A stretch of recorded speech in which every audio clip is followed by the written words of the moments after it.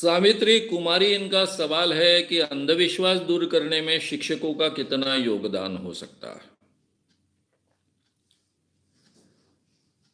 मुझे लगता है कि हम सबको पता है, हम सबको बहुत अच्छे ढंग से जानकारी है कि हमारे जीवन में, हर एक के जीवन में अच्छे शिक्षकों का बहुत बड़ा परिणाम होता है। यानी मेरे व्यक्तित्व में शिक्षकों का कितना हिस्सा है, ऐसा सवाल कोई पूछेगा, मेरे व्यक्तित्व विकास में, मेरे बनने में, तो हर व्यक्ति कहेगा कि शिक्षकों का उसमें बहुत बड़ा हिस्सा है। अब मुझे कॉलेज में पढ़ाने वाले शिक्षकों का भी एहसान उसके लिए मानना पड़ता है, और कॉलेज के बाहर जो शिक्षक मुझे प्राप्त हुए, जैसे आचार्य दादा धर्माधिकारी, जो तरुण शांति सेना में काम करते वक्त हमारा सही मायने में प्रबोधन करते थे, उनका भी बहुत बड़ा हिस्सा रहा है। अब आम इंसान को तो बाहर के शिक्षक उसके हिस्से में नहीं आते हैं। यानी बड़े सामाजिक कार्यकर्ता है, बड़े विचारवंत है, फिलोसोफर्स है, हर एक के हिस्से में नहीं आते। बाबा ही आते हैं प्रवचन करने वाले, जो ठगने का काम बड़े पैमाने पर करते हैं। इसलिए हमारे यहां एकमात्र सिस्टम है जिसके लिए बहुत अच्छे ढंग से इंसान के जीवन को चैनलाइज किया जा सकता है, प्रोत्साहित किया जा सकता है, उनके व्यक्तित्व का विकास किया जा सकता है, वो यानी एजुकेशन। और एजुकेशन में सबसे बड़ा महत्व का हिस्सा शिक्षक। इसलिए शिक्षकों का बहुत बड़ा योगदान इस काम में हो सकता है। हालांकि इस काम में सबसे ज्यादा बड़ा योगदान शिक्षकों का ही हो सकता है। और आज भी अंधविश्वास इतने बड़े पैमाने पर इस समाज में कायम है, इसमें शिक्षकों का बहुत बड़ा योगदान है, यानी निगेटिव योगदान है।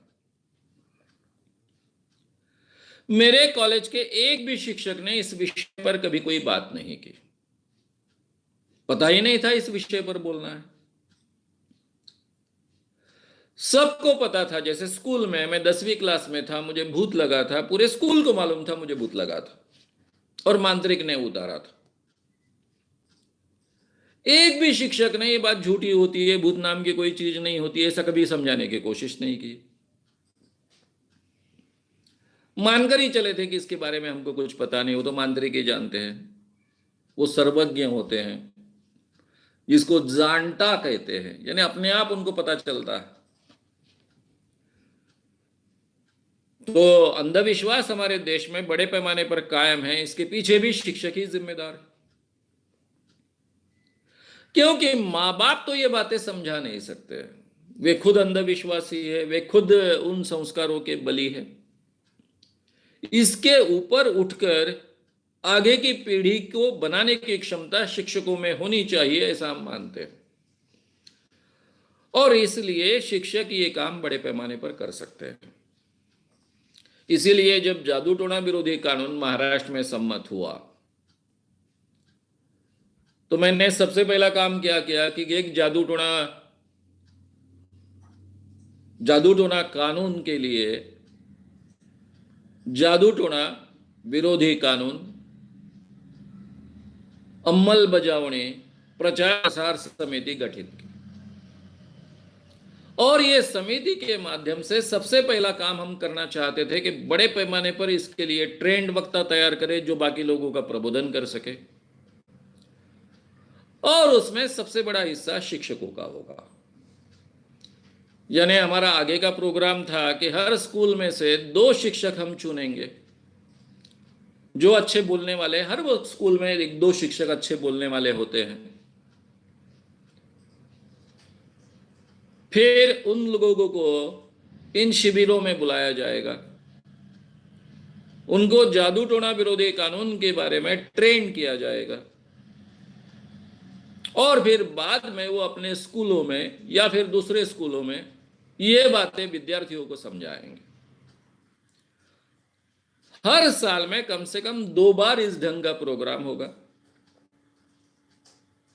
हर विद्यार्थी को जादू टोना विरोधी कानून समझाते समझाते एक वैज्ञानिक दृष्टिकोण की जानकारी उसको होगी।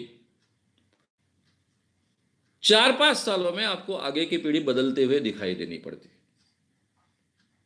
लेकिन बीच में सरकार बदल गई और सब ये काम वैसे के वैसे ठप रह गया। अभी नई सरकार आई है। नई सरकार में अजीत पवार जी उप मुख्यमंत्री है, उनके जैसे व्यक्ति है। मुख्यमंत्री खुद उद्धव जी ठाकरे जी है, जो बार बार कहते हैं कि प्रबोधनकार ठाकरे मेरे यानी उनके ग्रैंडफादर, उनका मैं वंशज हूं। इन चीजों पर मैं विश्वास नहीं रखता हूं। और प्रबोधनकार ठाकरे जी ने ये काम बड़े पैमाने पर किया।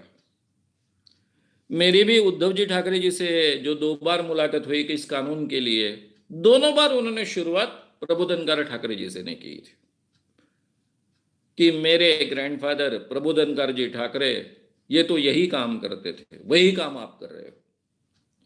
तो मुझे लगता है कि उप मुख्यमंत्री तो बहुत ही आग्रही है इस काम के बारे में। मुख्यमंत्री जी का भी अच्छा सपोर्ट मिलने की गुंजाइश है। तो शायद महाराष्ट्र में आगे चलकर इस सरकार के जरिए ये जो बात आप कह रही हो, शिक्षकों का कितना योगदान होता है, वो सही माने में प्रैक्टिकल स्वरूप में हम अमल में ला पाएंगे। अगर एक बार महाराष्ट्र के सभी शिक्षकों का अच्छे ढंग से ट्रेनिंग हो जाए, यानी 2 स्तर पर यह ट्रेनिंग होगा। ऐसे हमने ऑलरेडी सरकार को प्रोजेक्ट दिया था कि पहले स्तर पर 2-2 शिक्षकों को हर स्कूल में से चुना जाएगा, उनको वक्ता प्रशिक्षक कर ट्रेन किया जाएगा। फिर शिक्षकों को भी और स्कूल के प्रोग्राम में भी हर शिक्षक उपस्थित रहे, हर विद्यार्थी उपस्थित रहे, इस ढंग से प्रोग्राम हो। और ये बात साल में कम से कम 2 बार दोहराई जाए और धीरे धीरे ये एजुकेशन का भी हिस्सा बने। इस ढंग से आगे की बातें होगी। अब शिक्षा मंत्री कर वर्षा जी गायकवाड़ आई है। वे इस विचार के बारे में काफी जागरूक है। डॉक्टर बाबा साहब आम्बेडकर जी को बहुत मानती है, उस विचारधारा को अपनी विचारधारा मानती है। तो उनके जरिए भी शालेय शिक्षा में बहुत कुछ हो सकता है। तो मुझे आशा है कि आगे की सरकार में सही मायने में शिक्षकों का जो सबसे बड़ा योगदान इस क्षेत्र में हो सकता है, उस दिशा में कुछ कदम उठाए जाएंगे और उसको प्रैक्टिकली अमल में लाने की कोशिश की जाएगी।